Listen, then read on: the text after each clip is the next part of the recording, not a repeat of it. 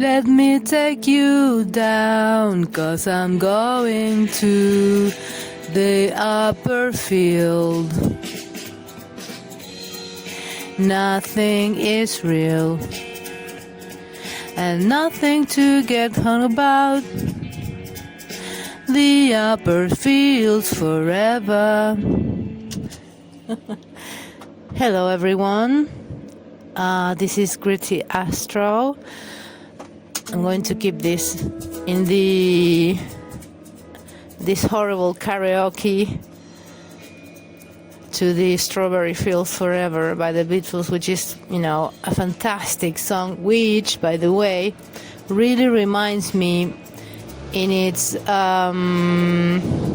esoteric or subliminal aspects. It reminds me so much of the River Wire case, that is the Nicola Bulley case, and everything surrounding her. I mean, everything that surrounds this case, it's surreal, like Paul said. Remember, Paul said this was surreal. And today is going to be, like a general chit-chat, which I'm finding that those are the ones that I enjoy the most, because even though sometimes I have something specific to say, like to talk about something really specific, most of the time I just have many aspects of a certain thing in my head, and I want to talk about all of it. It's like a conversation. It's aimless. It's supposed to build a dialogue. It's supposed not to give answers, but to ask the questions. I think that is so much more important, because when you're already given the answer, which is what happens in this Nicola Bulley case, and it happens in many, many other things, when you're given the answer, it's like, okay, but those answers do not answer my questions. So the key is to have the questions, not the answers, because when you ask the right questions, or you ask different questions to the general narrative, even if you don't get an answer, because you asked different questions or the right questions, and you know that the narrative doesn't fit to those key questions, then, even if you don't have the answers, you can speculate, which, I love doing.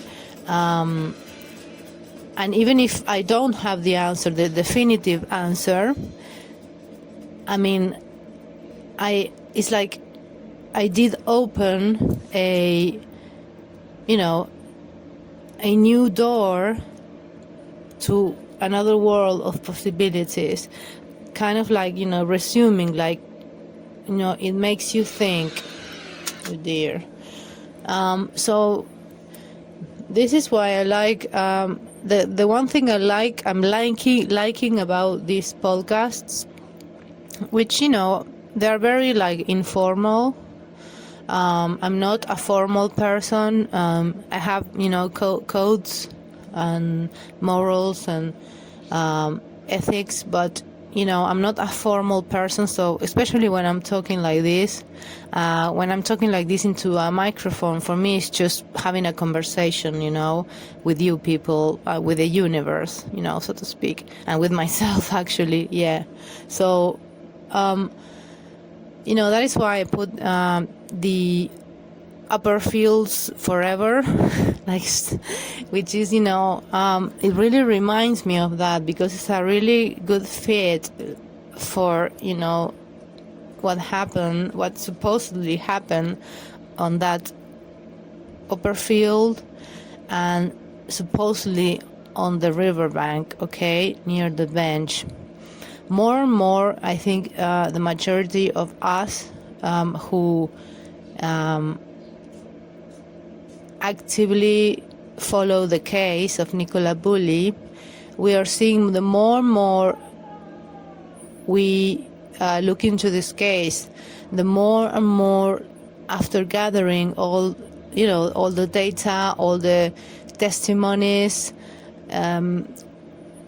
we know that the thing on the bench and the upper fields, which is very surreal, like Paul said, it makes you question whether that happened, okay? And I'm not saying that this case is definitely a psyop, but I think definitely that this case is a cover-up, which also it's being used as a psyop, okay?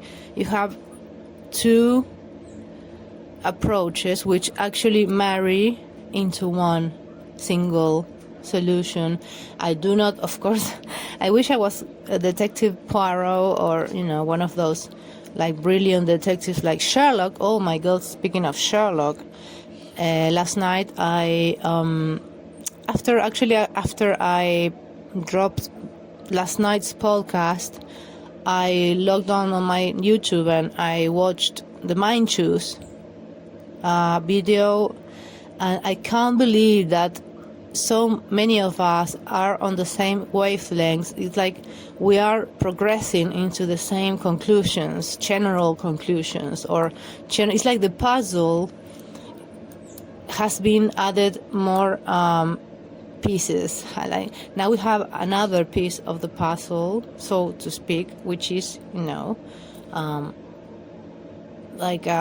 worked out. And Mind Choose, I was astonished how this collective consciousness works, because yesterday afternoon, I remember it was late afternoon, it was like 5 o'clock, and I did the podcast on whether the Nicola Bulley case, it's like a Truman Show, and whether there is corruption here in higher places, in politics and police, and crime. So there is a huge cover-up, okay? And then after I did all that, which took me a long time to edit the video and make the thumbnail and upload, it's like.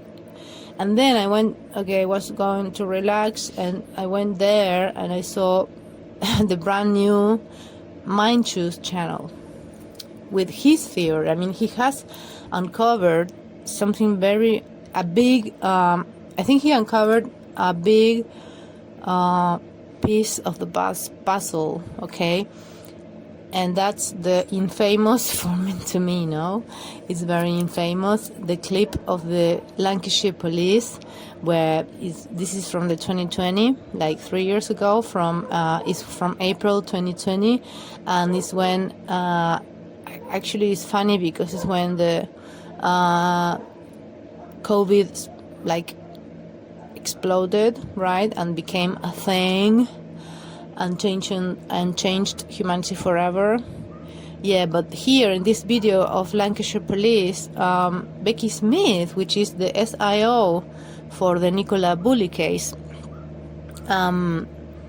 she appears in this video, which is very, again, quoting Paul, very surreal, very psychedelic, very like, am I in a dream? Am I dreaming this? Because if you watch the clip, I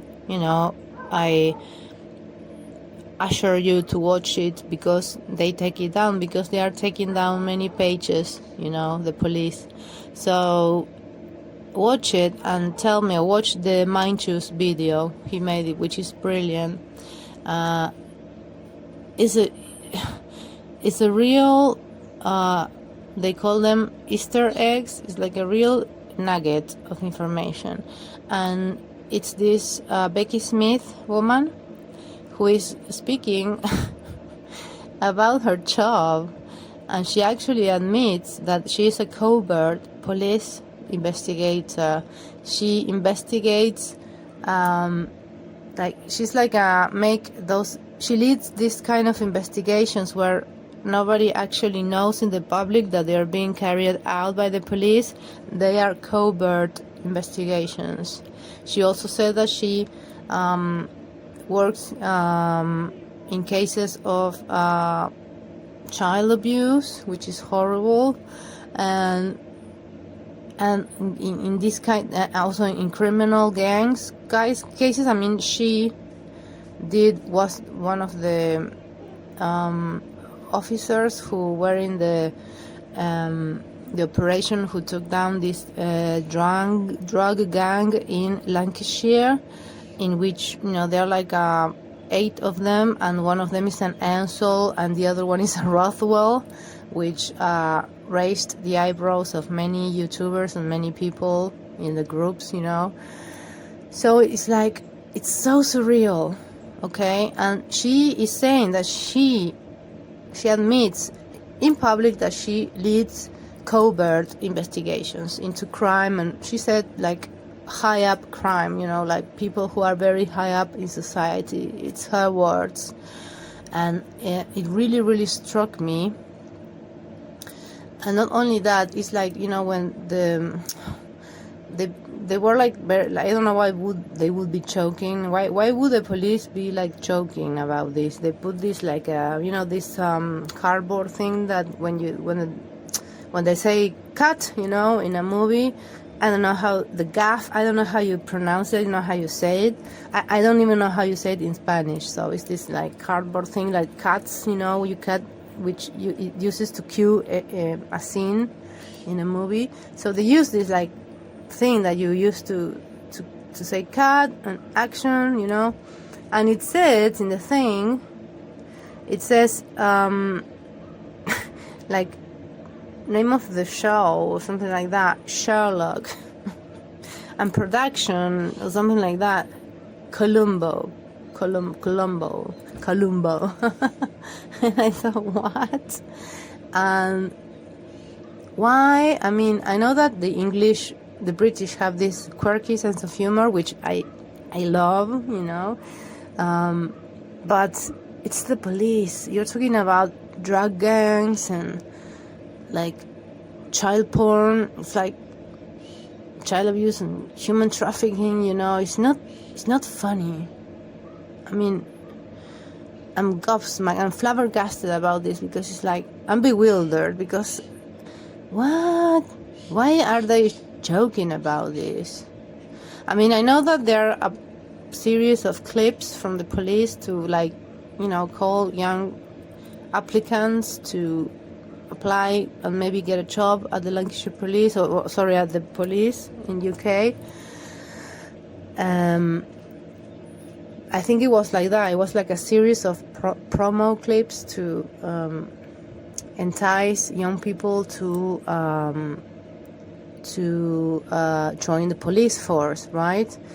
And it's like, okay, so because no sane young person wants to be a policeman these days, or they don't want to have anything to do with that today, so we're going to make these fun clips, like mocking clips, and we put Sherlock as the name of the title, and we put Columbo as the production team or director or whatever, and we make this like a big joke. So young people who are stupid, they are going to say, yay, I want to join the police. Oh God, I mean, it's such a flunk. I don't know if that's the correct word, but it's just like a flop, it's so sad. I found it pathetic, to be honest with you, and I don't understand how the police would want young people to join by doing those tasteless clips. There's nothing funny about child abuse, child porn, rings, human trafficking, drug gangs, higher ups being corrupted, higher up corruption. There's nothing funny about it. I mean, there could be something funny about it, but it's not really. And I mean, it's nothing funny from a policewoman talking about that in a funny way, and I don't know, maybe it's not her personal fault, obviously, because this was a production team, maybe from the police, like PR something, but it was horrible. And I couldn't access the other videos because the link, hello, is broken. So the police have taken down all the other promotional videos, which I find with this police force, I found it like increasingly suspicious. And yes, the Becky Smith thing is like you couldn't make it up. It's like when you think you're going to get a sane response, or you're going to say, okay, this is it, this case now, there's nothing more to see in this case. You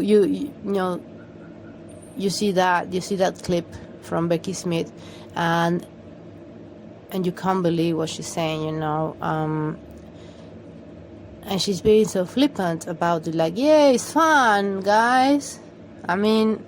Shouldn't it be presented like something like serious, cool, but serious, not in this flippant Sherlock thing. Who the fuck do they think they are talking to? Do they actually think that young people are that stupid? Which really speaks about them, not about the young people. Younger generations totally see through these tactics because they know what is going on. Even if everybody knows that young people doesn't trust the police anymore, don't trust the politicians anymore. This generation, these newer generations, which started with mine, actually worked. No, it started with the generation of the hippies and the beatniks, and then trickled down to the generation X, and then the millennials are kind of like they're kind of like baby boomers in a way, but with the generation how they say, the generation Z, like the Zoomers. These guys, the Zoomers, they're not fooled by these idiots, they don't, I'm sure none of them, if you see the rate of views in that video, it's just like 300 views and one like, one PC like. It's so sad. And I thought, younger people, like Generation Z people, they don't give a fuck about this clip. They're not going to go to join the police. So, and this was just a clip on the internet. Maybe they had it running on TV or cable. I don't know, or other other social networks. I don't know, but just from the Facebook video, it was so sad and silly, And I thought, okay, so she is saying on camera, Becky Smith, that she leads, or she's a high rank, and she leads covert operations in which the public do not know that they are being carried out. So it's like, this I would imagine that they are like maybe they have informants, maybe they have how to say, when cops go undercover cops, maybe, yes, it could be. And like covert, covert is like hidden. And then you have again that concept of hidden, of surreal, of the Truman Show. And so why a woman of this rank and obviously of this importance in the police force, which is leading like these important, crucial operations on big crime, why did she stoop down to become SIO in a missing persons case? Why is that? The more information these people release is like, the more it doesn't make sense, the more it feels like they are laughing in our face, and they are lying, and they are covering up. It doesn't make sense. If you are working on a cover-up here in a undercover covert case regarding the Nicola case, why would you say that? Why would you have that clip? Why would you be so arrogant on the press interview on the Nikki case? She was very arrogant. She was articulate, yes. She was like a PR person, more than a SIO. She looked and she sounded like a PR person to me before I knew about her. For me, they look like corporate suits who are good at PR and are reckless, and they do not have any problem reading from a script, knowing they are lying to the public. They don't care. That's the way I see it, okay? And so if this woman works big drug operations, big crime operations, including covert operations, which is, undercover spying, again, the word wire, spying, it's not so nonsensical. It makes sense when you think like that, because now we see this clip that Mindchus had the the good sense to show last night, and you say it adds up to your theory. It doesn't, because if you learn something that brings down one of your theories, okay, that theory is gone, okay. But when they keep showing things keep popping up, coming up, and instead of like easing your mind towards the police, they actually worry your mind even more regarding the police. You say, what is going on here? I mean, is Becky, is she in a cover up, like a covert operation? Are they like trying to catch the big fish, and that is why they let Paul slide? I mean, what is going on? How does Nicola, how does she feature on this? I mean, because someone is dead, and someone, that kind of like death, Nicola's death, like blew the whole thing opened. And maybe that is why they were so arrogant, the police, and they are so hush-hush, because they didn't expect Nicola to die, and she did.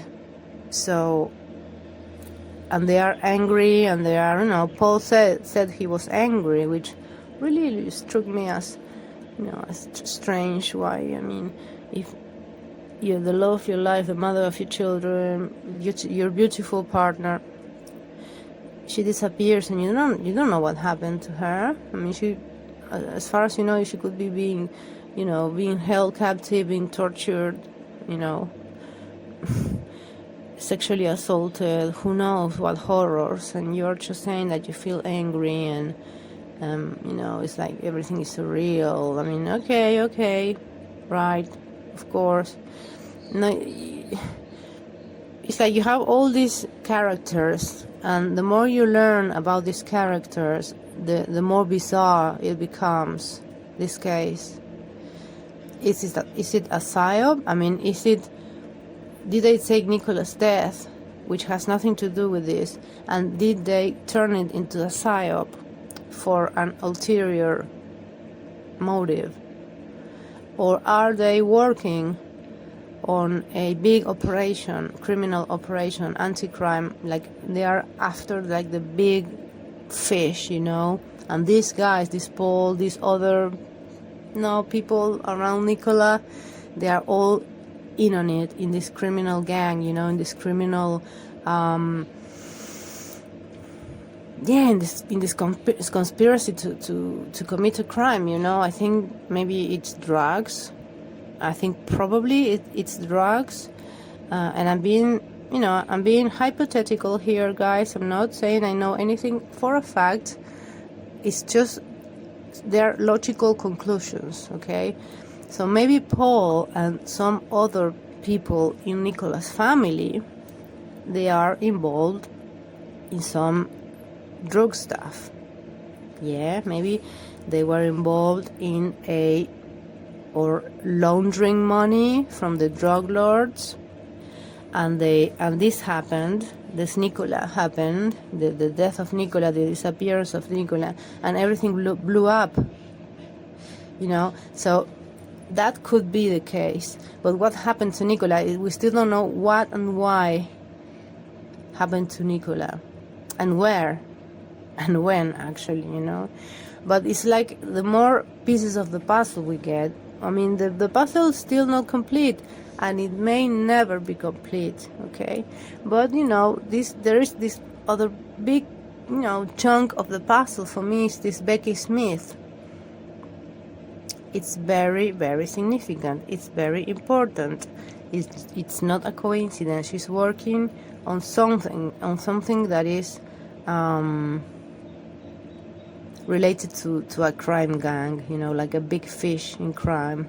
Or maybe it's just a decoy, like Paul would have said, maybe the police, like having this clip available, it's just a decoy to think, oh, they are in a big operation here. Okay, maybe not. Who knows?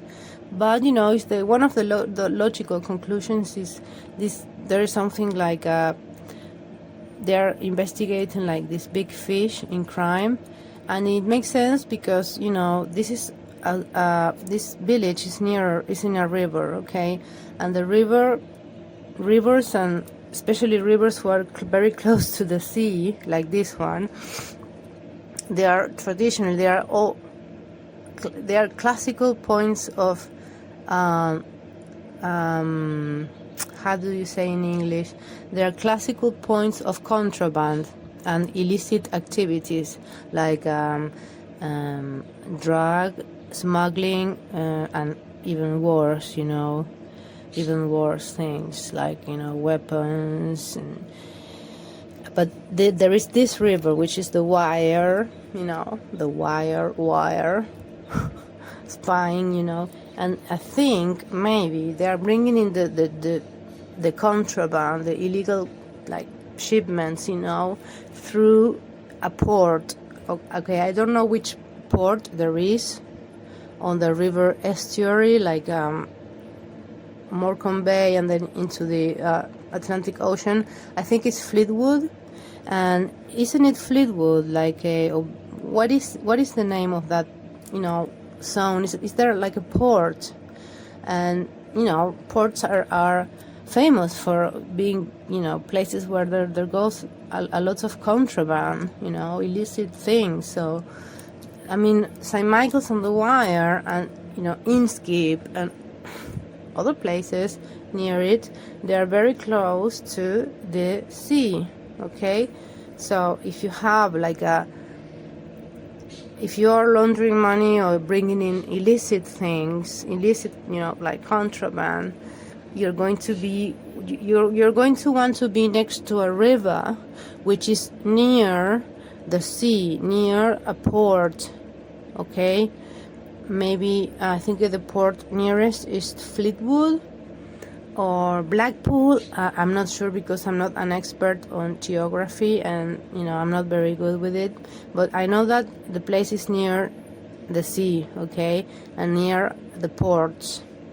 So it's not, it makes sense. They're not in the middle of nowhere. They're just very next to the river and very next to the sea, okay? And, there are many things, like there are certain characters in this play that have a hand in being like merchants, like sea merchants. And I'm not going to say names because it could be critical, and I do not want to be too critical at this point, because I don't feel comfortable just pointing the finger at someone, but it's too much of a coincidence, as many other things in this case are too much of a coincidence. So I think we have the angle here. For me, the most probable angle is the drugs, the smuggling, the money laundering, and I think all the main characters are like in that illegal trade, and they are all laundering money. And maybe Becky Smith from the police, she specializes in these kind of operations, like covert police operations. Maybe she's leading one of these operations, and maybe that is why they are being so hush-hush about it and being so ambiguous, because they can't really say anything, because this is a covert operation. Maybe, and they are frustrated because this case blew up out of proportion. This case became huge. I think the police didn't expect this case to become so big, okay? And I think they are resentful for that, and they are very frustrated and very cautious and very ambiguous. If that's the if that is the case, I mean, this is just one of my theories, which now being in the possession of this new information by Becky Smith, it just reinforces that theory of mine, which is just a theory, which is like many of the main characters are involved in illegal activities, like probably most possibly drugs, smuggling and money laundering. That's what I think. That's my opinion. There are other explanations, okay, but if you think at things logically, it's like, okay, now the puzzle starts to look a little bit clearer. Maybe that's not the case. Maybe it's just, the Becky thing is just a coincidence, which I don't think it is. Or maybe they're just covering up for somebody, like I said before. Maybe because police corruption does exist, and especially police corruption at the higher places does exist. And maybe this is a corruption in the higher ups, like I said yesterday, and they are covering it up as fast as they can, and they are investigating, and they won't ever said anything, because the police never admits they are wrong, especially if it's one of their own who is the one corrupt. Even, I mean, if the corruption comes from inside, it's you will never see you will never get the truth. They will never admit it. They will never get the truth out of there. Out there, you will never hear the truth from the police. Yeah. So maybe either it's a covert operation, and that is why they are not so hush-hush, because they never expected this case to blow up so much, and or maybe they are just in on it, in the crime, and they are covering up quickly, as fast as they can. That is why you can't see the funeral. That is why nobody's saying anything. It's like it's going all downhill to like a judicial inquest, and that's it. So who knows? And then you have always the big question: what happened to Nicola? Because she's at the center of this whole thing, this whole shenanigans, this whole fuck up. Not by her, but she was like the fuse. Whatever happened to her was the fuse that lit this bomb, okay? So I want to know what happened to her. She's at the middle of this. She's the point of the detonation. She triggered everything, into the public, so into the public arena. So I want to know what happened to her. Was it just a coincidence? Was there this huge covert police operation, anti-drugs, and the family were involved in the illicit activities, and they were being monitored, and that is why you had all the domestics and calls the police in the Ansel home, and which is very suspicious. What if they were in that activity, criminal activity, and that is why there was so much conflict in that house? You know, who was leading who? Were they equally in on it? If there were, of course, this is a hypothetical, okay? Were they the both of them in on it? Was it just one of them? Did that involvement in illicit activities, did it trigger the problems, the pressures in the couple, whilst they maintain like a happy family cover? Could that be it? Did Nicola threaten Paul? What happened? Or was she really depressed and she decided to end it all just to what? To get revenge on Paul or something like that? Who knows? I mean, human nature. I mean, nothing at all surprises me anymore. I mean, nothing that comes from humans surprises me anymore. So, I mean, whatever happened in that household made Nicola either to unalive herself, have an accident, or get someone to unalive her, someone from the mafia, because it was well done. I mean, if the coroner didn't find any cause for criminal concern in Nicola's autopsy, maybe, I mean, a mafia guy could do the deed and not leave any traces. I mean, if they were involved with these top-notch criminals, I mean, these criminals, these sophisticated criminals, because we are in the 21st century, they are more sophisticated. I mean, they can disappear a body, they can manipulate the times, the body, and they can make it seem like she just drowned. It is really feasible. It is possible to be done and not leave any trace, especially when you are dealing with water and time, okay?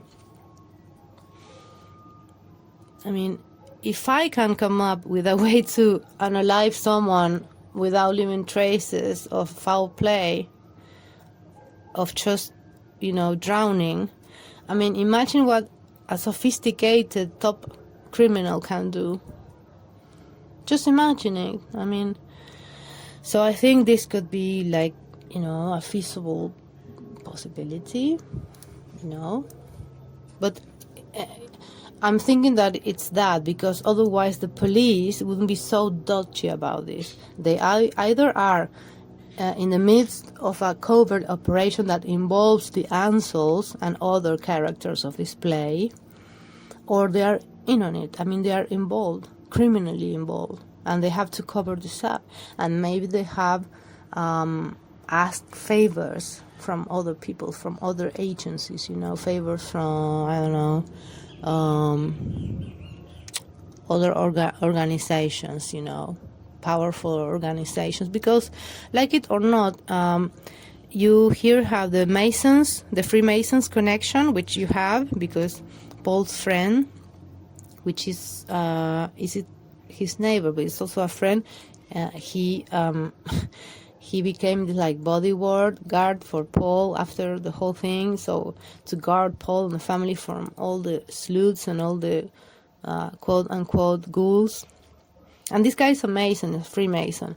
And I don't know about you guys, but here in my country, Freemasons are like creepy, right? I have seen many, presidents are openly Masons here. Women have here their own Masonic lodges. like powered women who are in the high echelons of the politics. Okay, so it's not a laughing matter. It's creepy. It's power. It's power centers which are private, and they if you have someone in the Freemasonry, you can ask them a favor, and they have their web is huge, it's global, so they are going to be able to help you. And if you are from the police or from like a good family, you may have connections. I mean, Paul certainly has the Freemason connection with this guy, which is again another tentacle of this giant octopus. Yeah, you have the Freemasons connection, definitely, and you have the big media connection with aka the BBC. I mean, Emma has the BBC connection. Okay, she made possible that Paul went into that interview with Dan Walker from the Channel 5 or something like that. But I don't know if Channel 5 has anything to do with the BBC, but what I know is like Emma's husband, which is another shady character, in my opinion. His father used to be a big time like presenter for the BBC, okay? So they have the BBC connection, they have the big media connection, okay? Which enabled Paul to have this like patina of respectability, but it just came out so wrong, didn't it?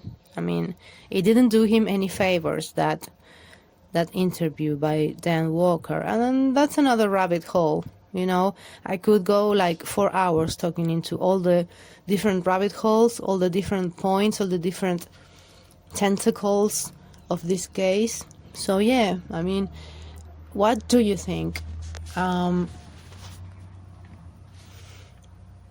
Is it all a coincidence? Is there nothing to see here? Is this bigger than just a domestic? Is it? Or was it just a domestic because they were under so much pressure because of all of this criminal activity, and something happened to her, and this caused all the can of worms to be opened, the Pandora box to be blown out? What do you think? I want to thank you all, the emails again. I want to thank my good friend Martin. He's very inspiring, and all the people that like my content and who write nice comments and who subscribe to my channel, thank you. And I want to know what you think, and if you have any questions, and if you want me to talk about a specific thing in this case or any other thing, just say it so in comments or email me at GrittyAstro@gmail.com. If you want to support my channel, you can do so at coffee.com/gritty. So yeah, I mean that all that information is in the description. So yeah, I mean, it's nice it's nice to have this dialogue with people who are so far away from me. It's really encouraging that people from all over the world take an interest about like a very bizarre case and want to know the truth, because we know there is something not right, and the public needs to know. And Nicola needs to be like she needs to be avenged is not the right word, but she needs to have her justice. Like we need to know what happened to her, because there's so much more like this criminal thing in the background, And, you know, I want to know what happened to her, okay? Because if it's crime, if it's domestic, shame on you, you know. If it's a crime lords and stuff, shame on you too. So I want to know the truth. So, yeah, so I will be talking to you soon. Please drop me any questions or comments, and may God bless you all. Bye.